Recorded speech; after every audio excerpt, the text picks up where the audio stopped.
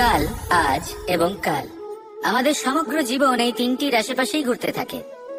আমরা সবসময় বিগত সময়ের বিষয়ে ভাবতে থাকি। অতীতে যদি আমাদের দ্বারা কোনো ভুল হয়, সেই বিষয়ে ভেবে ভেবে আমরা সবসময় অনুতাপ করতে থাকি। এটা উচিত নয়।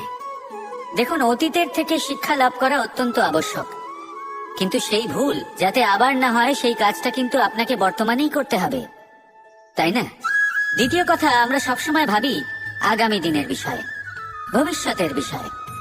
আমরা ভাবি যে কাল করে নেব, আজ এই কাজ করতে পারছি না, কোনো ব্যাপার নয়, কাল করে নেব। আজ কাজটা শুরু করতেই পারলাম না, কোনো ব্যাপার নয়, কাল করে নেব। আজকের দিনটাই ভালো ছিল না, কোনো ব্যাপার নয়, সেটা কাল করে নেব।